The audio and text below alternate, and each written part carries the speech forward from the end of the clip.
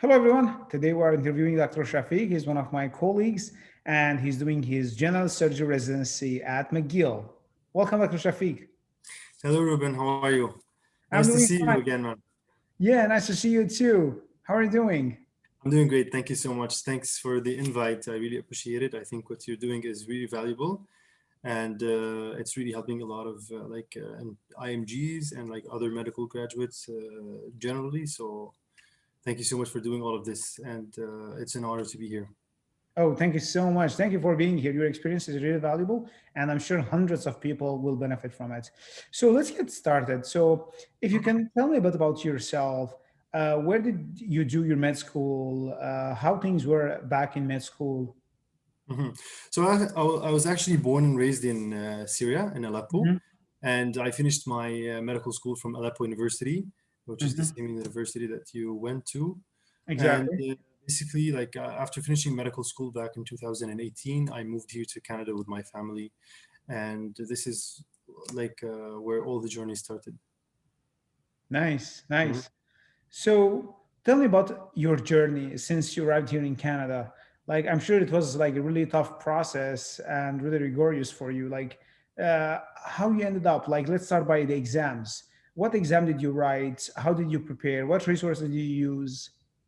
Okay, so actually, it all started even prior to coming to Canada, because I know that I will be applying to continue like a postgraduate practice like residency in Canada Mhm.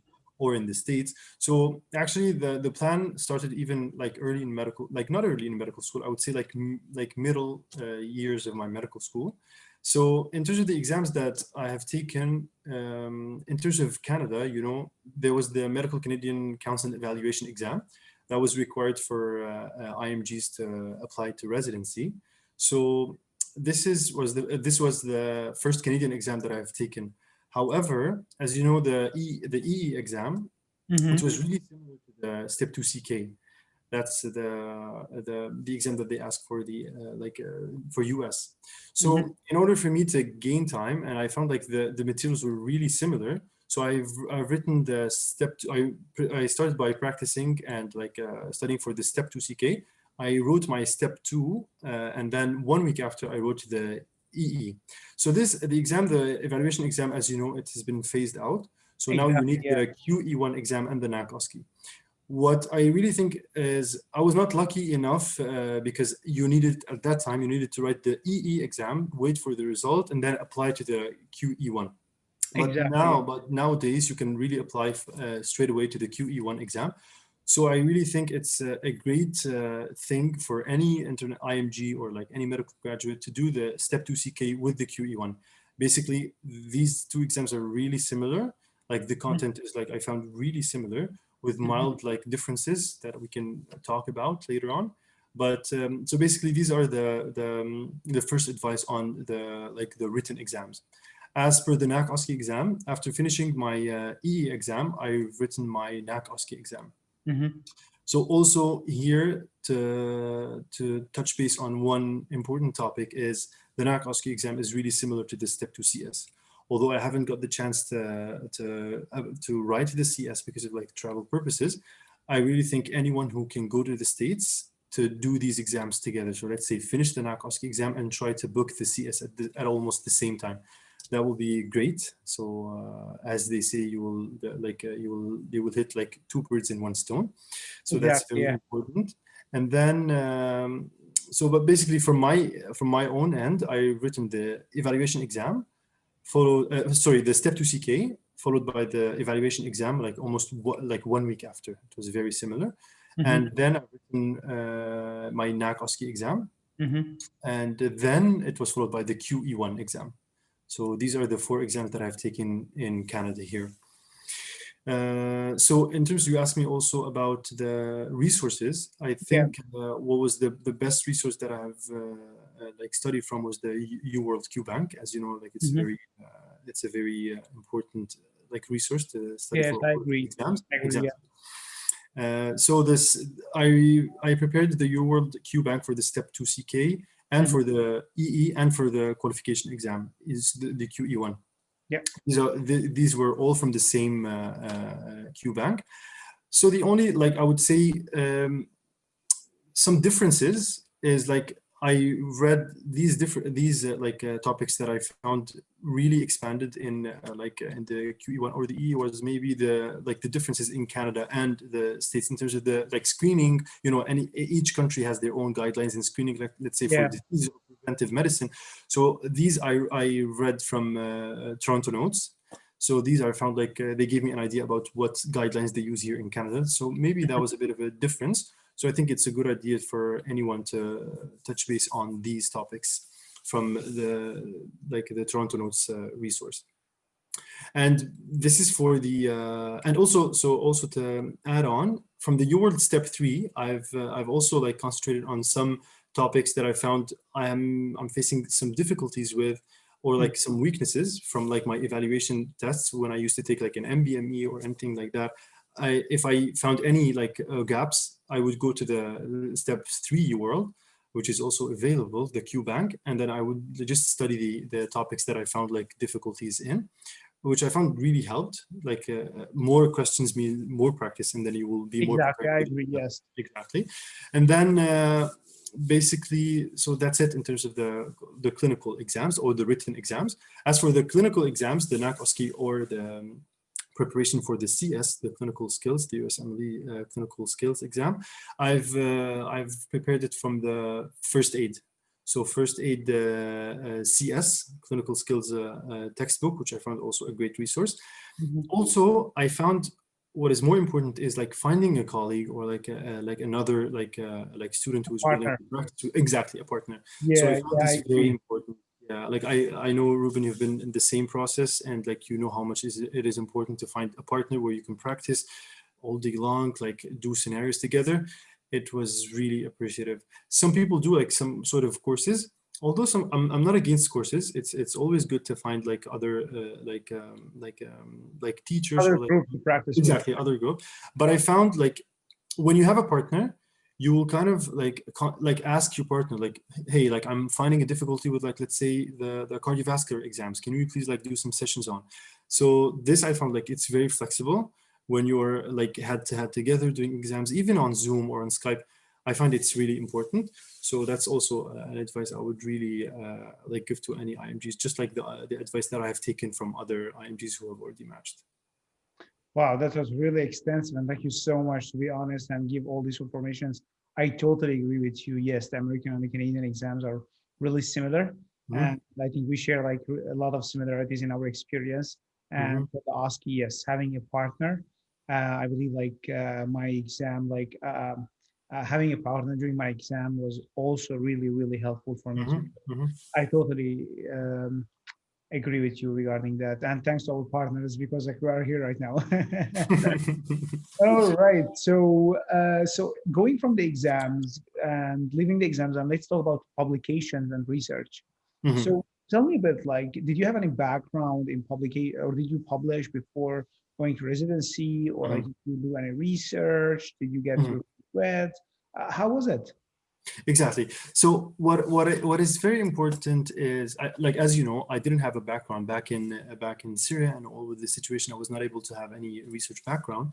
But when I first came here to Canada, I knew that research is an essential component of any applicant who's applying. Not to mention, not just also as an applicant, it will be of great benefit with you as when you apply to fellowships or you apply to jobs. So it's very important. It's undoubtedly one of the most important stuff in your CV for the rest of your life, not just for residency. So in order to find in order to start working on this, the moment I came here to Canada, I knew that I needed to work on myself in the research. So this is where I joined the experimental surgery master's program at McGill University. You know, this program, all over Canada, there is a lot of programs that's similar to this. Maybe not the same name, but also the component or the content of a master's or a research opportunity, they're all the same. It all depends on what's your research interest. So as for me, I like global surgery, or sometimes I would like also in parallel to do some clinical research as parallel. So what I did is a master's in experimental surgery, and it was divided on multiple research like projects at the same time. I was doing like a clinical research in colorectal. I was doing some trauma research, and also like the global surgery, or like you can say like a public health. So it all started at the same time. From one project, you will get like to know more people that are working on other projects, and then this will lead to other like other like research topics and Yes, research exactly. lab meetings. Exactly. So this is what my experience with research started, is with the master. I found it's a good start. It will prepare you with the courses. It will prepare you with like giving you really a background before you start working on a like a research of your own. Just to also to mention, it's all regarding your interest. Like, let's say if you're someone who's interested in epidemiology and biostatistics, which I really had no idea about, like we were, ignorant about research. So Yeah, basically, like you didn't have the chance. I told myself like, oh, like why would I need to do like epidemiology and biostatistics? Is it related to like surgery or like something else? But it is indeed. Yeah, You can do a whole like master's in epidemiology and biostatistics with your concentration of and with your research concentration is like, let's say, orthopedic surgery, general surgery, or any surgical research that you're talking about, or even internal medicine. So you can tailor your interests with the masters that you're doing.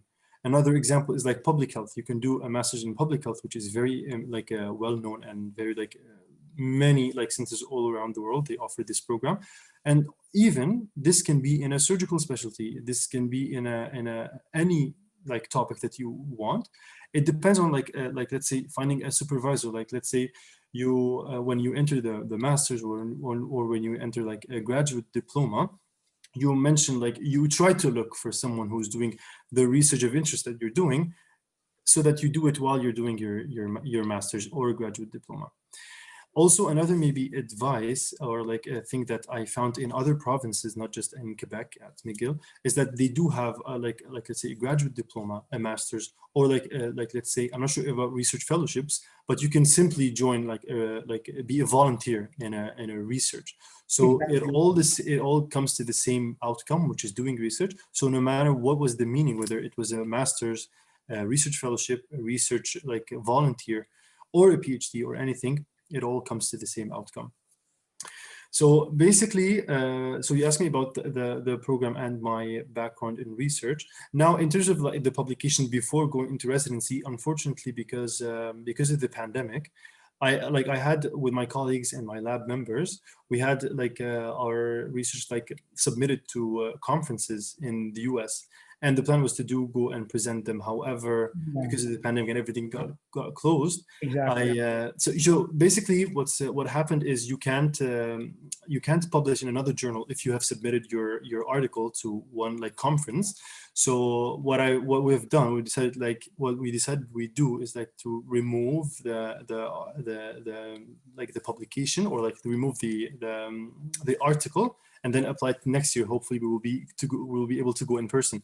So what happened is, I did have the research like ready. Some of it needed just like final edition, but I didn't have like the published like formally, just because of what happened, and like the pandemic got us some obstacles there. But yes, I would say like the experiences were there, like they were added to like the application, they were added to like my resume, which I found like this is a thing that you did, or any applicants. It's not just one applicant, like any applicant. If you had the experience, you need to mention this, because it all counts, because this is the thing that you do. And research is a long-term process. You might be working on like 4 or 5 topics at the end, and like you can start them around the same time, but you will get the results published at like even 1-2 years after. You know what I mean? So Exactly. basically, that's what my experience was in surgery, and in research in surgery. Research. Interesting. I totally agree with you. Yeah, like just getting your feet wet, and like good knowing the basics, and then like trying to it's showing interest, right? It's Exactly, definitely. showing interest. Yeah, I totally agree with you. And I also like had similar. I didn't have publications before residency, but like I showed interest. I showed like I want to work. I was really keen. Definitely. So yeah, that was really nice way to talk about it. Thank you Yeah, so much. Appreciate it. no problem, Ruben. So like we talked about like two cornerstones, the exams and the research, and now we come to the third cornerstone, which is like the observerships or the electives. Mhm. So can you tell me a bit how you did it, how you were able to do observerships slash electives? Where did you do them? How do you think like your attitude helped in getting the letters that you need from your observership or your elective? A great question, actually. As you said, like observerships or electives are one of the like cornerstone for any applicants, because definitely you need to show yourself to others, you need to show your interest. And then, although research is important, but you need to be there like in person. You need to show your interest clinically so that you are like an applicant that they can consider. So what it all started actually, what is something actually not related to Canada, but I found it was really helpful. It was during my medical school, I did like 3 months elective in the American University of Beirut. 2 months were in general surgery. So I found, because of these, that university, which I was lucky, it was an American-based program. So everything was like systematically based as if you are in a North American program. And you know, the whole world is filled with such as these universities. So I found it's really like a hidden treasure. So every, I think IMG or any like a medical graduate who's not like physically in Canada or in the States, who's able to find these such as these programs very well known to North American programs, I think it's a great opportunity to get introduced to the first like exposure to what is it like to be in a North American program. So that's the first thing that helped me a lot actually during medical school. But Mhm. after finishing my medical school and coming here to Canada, I you know, graduates are not eligible now to apply to electives, so the only option would be observerships. So observerships, it all comes because simply you can really, it all depends on your patience on trying to send emails to the staff and request like hey, my name is like so and so, I'm really interested in this like in this domain or field of like surgery, and I would like to maybe get the chance to like observe or like join the team.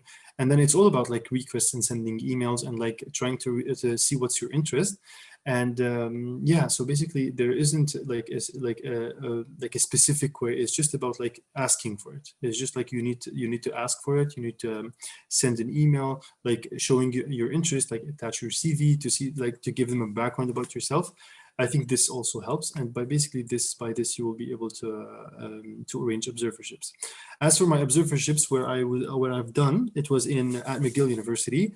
Mhm. Also in Quebec as well. I did rotations in University of Montreal. Mhm. It's in the French like it's a French program.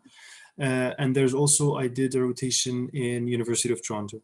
So these are the places where I did my observerships. And as I said, it was all about like by sending emails and requests. Nice, nice. Exactly. Yeah. So like we talk about the research, the observerships, and the exams. Which one do you think was like the most helpful, or if you can rank them, Mhm. the importance to like which helped you to go to general surgery at McGill? I see. I see. I think it's actually every components of these has their own importance. You know, it's like you're painting a picture, and you would really want to fill all of these gaps, because without, like, let's say without research, maybe you're not as strong as a candidate. Without observerships, you're not much known to other people. And with also, like, if you didn't score much, this also might not put you in a like as a as a Competitive competitive, place. exactly, candidate. But I would think probably the research was actually the most like essential, because sometimes in observerships you might not be in contact with, you might not do much, you know, but by doing research it shows like how much you are interested, how much you're disciplined. Because, like, let's say some people can take research maybe not that much seriously, but however, like, when you show that you're really putting all your efforts in it, and then you're showing that you're getting things done, and when other members notice this, and in it coupled with this observership that you're doing, I think these are one of the most important like aspects that help me per se.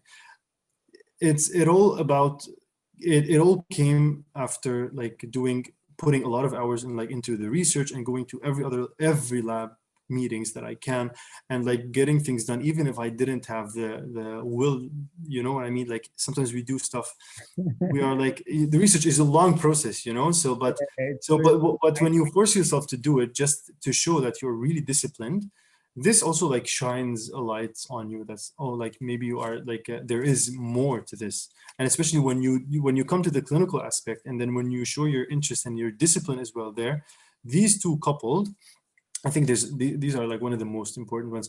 In addition, also, as we mentioned, the exams are very important. You need to like on papers, you need to be good, because some people might know you in person, might know that you're disciplined clinically, but other people, they just need to look in the papers and check your marks. And you need that like the agreement of as much people as possible. You know what I mean? Yeah. I hope I answered my question and gave you like what are the important ones. Yeah, I totally agree with you. Like they are all important, and everyone have their own experience, and I think it's different from one specialty to another. I really appreciate like being honest and telling the truth, because like research takes a lot of time, and it's really hard. Like now I can find it's hard even in like I'm on vacation, and I really find it sometimes difficult to get things done in research, although I have nothing to do except research. So yeah. Exactly. You're feeling the same. I totally agree with you. Yeah, like being, I think it shows people like you are accountable person, and they can count for, like they can give you a job, and you are the one who can get things done. Yeah, yeah, I totally agree. How long did it take you, like between the research, observerships, the exams? Like, how long did it take you to get into residency? So it actually started since the beginning. I took just some time to concentrate on my exams after I came here. So just like for a couple of like maybe 2 to 3 months, just to get things done. You know, you're coming to a new country, so everything is new to you. So yeah, exactly. You know exactly what I mean, because we had some sort of like similar experiences. Yeah, the cultural stuff. But I think it exactly. So in the first year, I did not apply the first year, because I knew that I need to finish a lot of stuff. I need to strengthen my CV. I need to strengthen my like a research background, or like clinically. So I think it took me almost like a year and a half in order for me to work on these stuff, and like check the boxes that I wanted to put as a goal. You know what I mean? So Yeah. I went I checked, and like I did my research in a way that like in what aspects they would want to see of a candidate. So like let's say they want this, they want this, they want this. So I divided the goals and like put a checklist of what the things that I need to work Nice, I with. like it. And I think it's and as I told you, every single part takes you time. So preparation of the exams takes time, doing research takes time, doing your observerships takes time. So I think all of this process. So I came 2018. I didn't apply the first. I didn't apply the first time, and I applied the second time. So all of this period was like a continuous like on getting things done or getting the checklist done until I applied the next year. Yeah, I like it. I like how organized you are, and like you think thoroughly through like each. You divided them to small steps. That's Mm-hmm. what I'm hearing. Mm-hmm. And that's That's all cool. actually like it's all about advices that I got from my colleagues. So it's all like it's great when people share their own experiences, and so that you can collect information from each one that you have encountered. So I found these like just like what you're doing right now. It really gives like all of us. It kind of like shows us how the Thanks. experiences varies from people to people, and it's great how we can like couple all of these experiences together so that we come with a good outcome. Exactly. Yeah, I agree with you. So, what about like extracurricular activities? What about like doing things outside of medicine, Mhm, volunteering, helping here, helping there? Did you do mhm. any of those like when you came to Canada? Yes, actually, it's a great question because some people think it's something extra, but what I've figured is that it's actually something essential. They would want to see it in a candidate. You Mhm. are like let's say you're going to become a resident. They would want to know that like residency is like in a surgical specialty or like an internal medicine, like just like your program's like 3 to 5 years, so it's a long period of time. So Yeah, they it would is. want to work with someone who has like his personal life, who's not just like just like studying 24/7 or like working all the time. They would want someone to build a journey with, you know what I mean? So these extracurricular activities shows that you are someone who's just like open to anything, not just like medicine. So when I came here, like I used to work with the Red Cross back in Syria.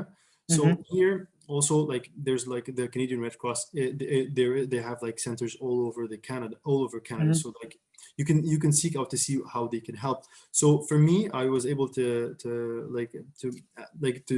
email some of the responsibles back in the Red Cross, and I mentioned that I had some really interest back home when I was in Syria, and so I was able to help like in like many. They do some great programs. One of it was like let's say building a curriculum or trying to help in like let's say what I gave like an experience of what things used to be back home in Syria and what the Red Cross was doing. So we had some like great conversations, and I was able to meet these members from time to time. So it all like shows how much you can continue working on volunteer stuff. And Exactly. also there's also like I used to be in the International Federation of Medical Student Association. This is like a Wow. community where they all medical students like gather all around the world. They do have like annual like biannual meetings. So I used to be a part of that when I was back home in Syria, and I remember I traveled to Tanzania when I was back when I was like one of the members back home in Syria. So I think it really introduced you to other medical students and showed you how other medical systems all around the world. So it also shows and also like they have been meeting of these like IFMSA back here in Canada. So and I Wow. was able to touch base with these colleagues and like also help them in other programs that they were working on or other projects that they were working on. So all of this was counted as like an extracurricular, and not to mention all of the like I used to be like an athlete back home in Syria. I used to play basketball and I was in the national swimming team. So I was like able to show this like that whenever I have the chance to do so, I would also work on this here in Canada. So I think every one of us has their own like interests with their music, with their like other any other like extracurricular that they can like include. It's all like really person specific. So I think you should definitely mention this and try to highlight on it because it's really important. Yeah, I totally agree. Like, it's always interesting when like you talk to people and you figure out what are the things that they do outside of medicine, and like some people really surprise you, like you did right now. So that's interesting. I like it. Thanks. Nice. So when you came here and you were in this process, like I'm sure like you asked many people, but like there are some like organizations, some of them like are government based, some of them like are not government based, some of them they give you advice. Without mentioning like a lot of names, like did you try to reach them? Did you try to ask for help from these organizations? Are there any in Montreal? How is it? I actually haven't been in touch with any of these organizations. Hmm. I haven't. I heard that there are some of these like organizations in Ontario, but I haven't had any chance to find any here in Quebec. But basically, it was all about like asking people around, asking like feedbacks from my colleagues or like from other IMGs who were successful in matching. So personally, it was just like interpersonal feedbacks, not an organization that I've known of actually. Nice, nice. Okay.